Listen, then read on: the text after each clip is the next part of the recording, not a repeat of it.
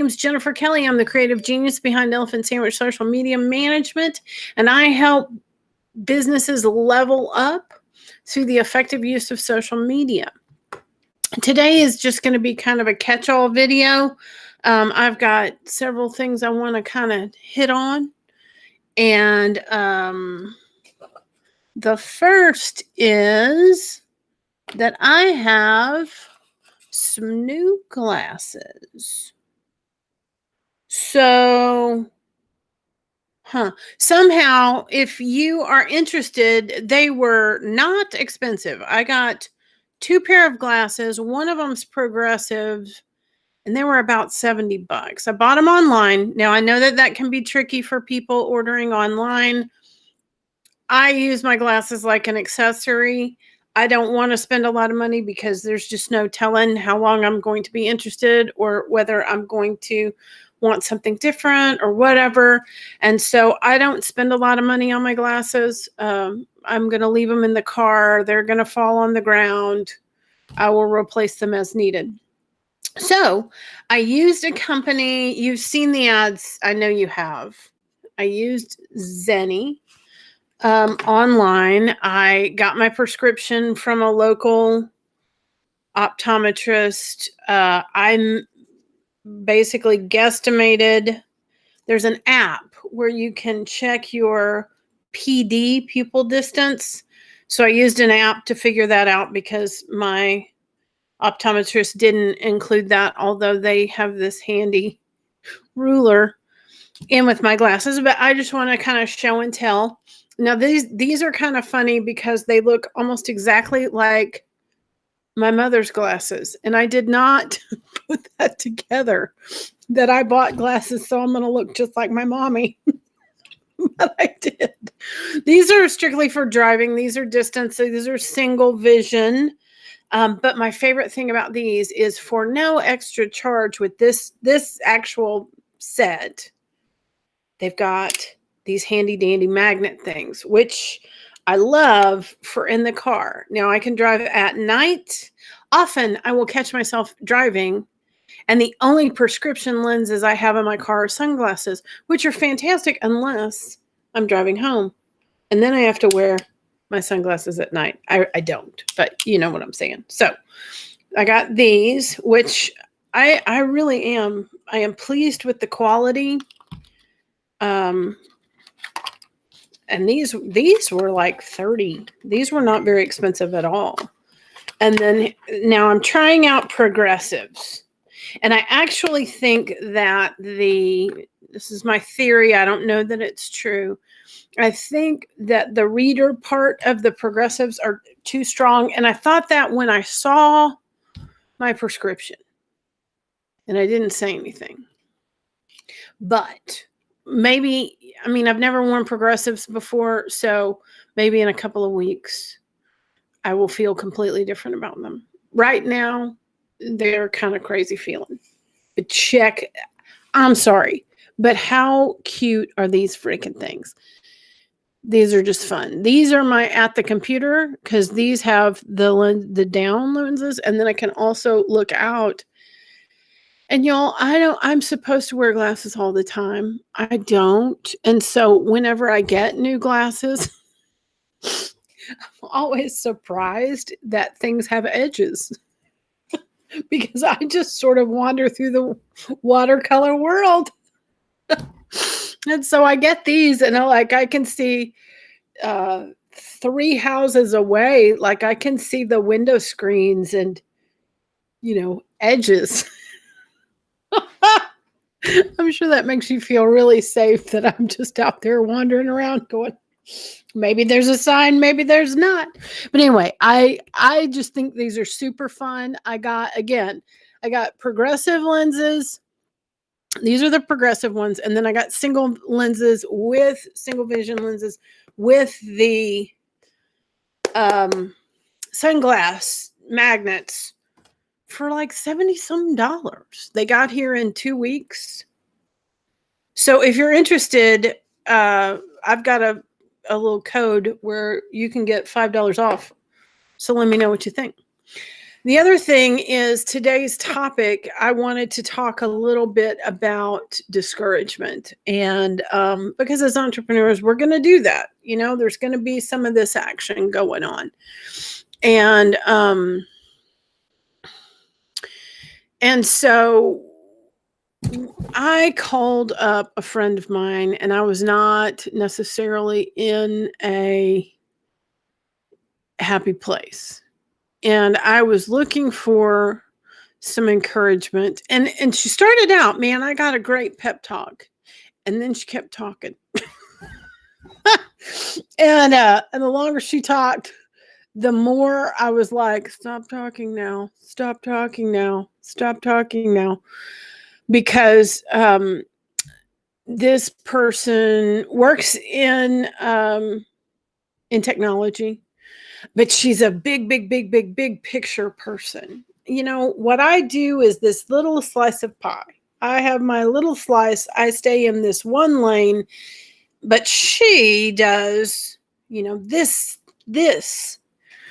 And so the longer she talked, the bigger the picture got, and the more there were these big policy changes and these big, and if you're not doing this, well, it's just going to be terrible. And she, again, this was just a talk. It was kind of a stream of consciousness thing, but my head wasn't in a happy spot when I heard this. And it kind of got in there and bounced around a little bit. And I know that happens from time to time. There will be news that is discouraging, especially when you are on social media as much as I am. There are things I'm not getting a whole chunk of information. I'm getting these little snippets, and often they are headlines that are going to grab you. And and often headline kind of things are "be scared." And so I'm up in my head a little bit about, well, am I providing the service that people want and need? Yes, I am. Do I know who I serve? Absolutely. Do I know the results that I can get for those people? Yes, I do. And so I have to kind of go through this process of answering these questions when I start feeling like someone has overwhelmed me with information. And this will happen in your business. You'll be heading in this direction, and you'll have a conversation with somebody, and they will say, hey, why don't you head this way? You know what you should do? You should do this other thing. And if you're not really careful, the seeds of doubt will get planted, and you'll wander around wasting time because it's hard for you to commit. You start questioning your decisions. I have experienced this several times. I keep thinking back to, at one point I cleaned houses for a couple of years, and somebody would say, you know what you should do? You should do commercial cleanup after renovations. Big money in that. Big money in that. Let me tell you what that did. I went from having this little house cleaning business to taking on a job that somebody suggested, because name your price. You can charge whatever you want for this. I was not equipped to do that. I did not have the staff to do that. I did not have the right stuff to do that. They needed this huge job done in this period of time. I said, absolutely. And what wound up happening is that I was almost working round the clock for cleaning, by the way, which was physical work.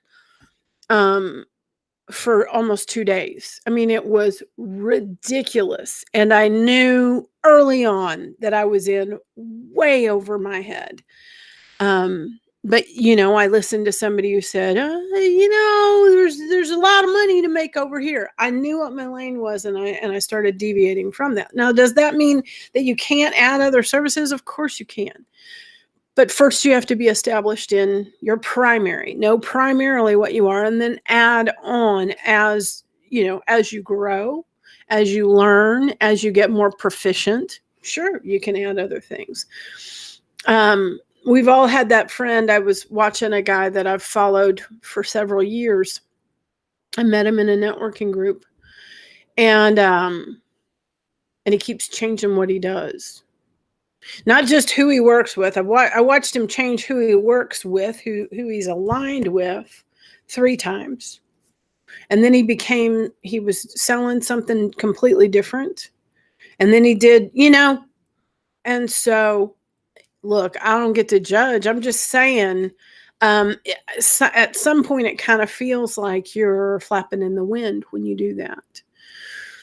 And so at some point you have to say, I'm planting my flag. I'm committing to this for at least for a period of time. And then I will discuss adding services or changing directions or evolving.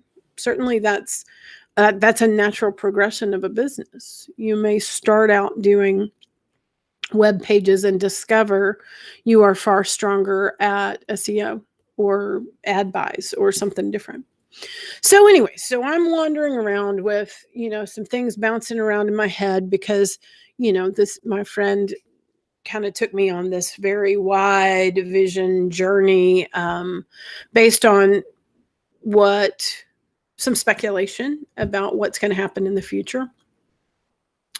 And meanwhile, I'm over here going, what does this mean for me?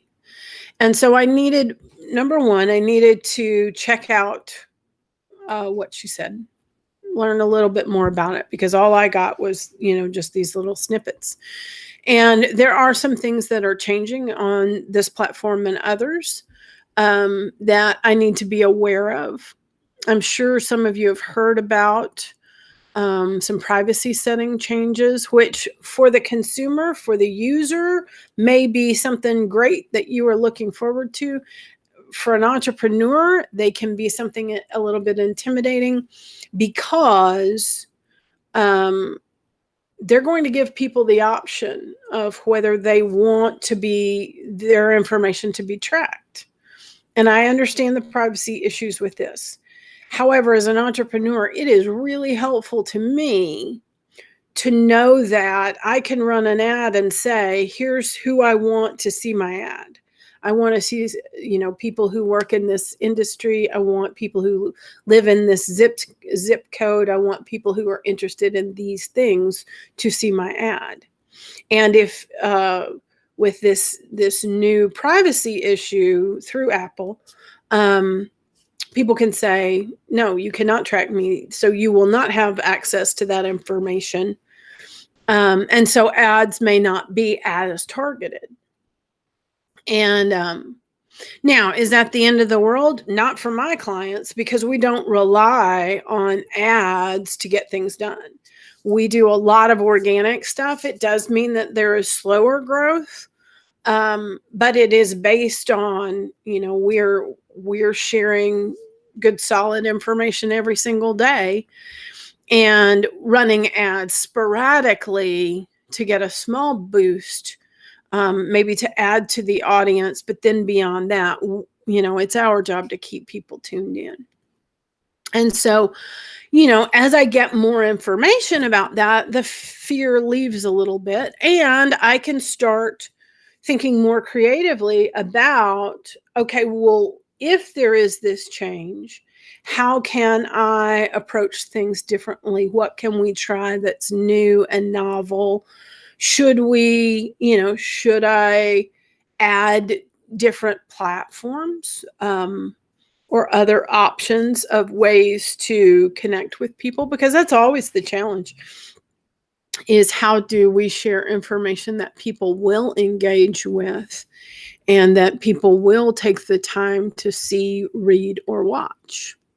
And so as I gather more information, my fear goes down. As I listen to other experts, I am made aware of new tools that I can be using, new resources. or a different way to look at this philosophically. I also can, get some perspective about how much will this actually affect my clientele, not the world, but my clientele, my ideal client. How will they be affected, and how can I speak to their concerns surrounding this stuff?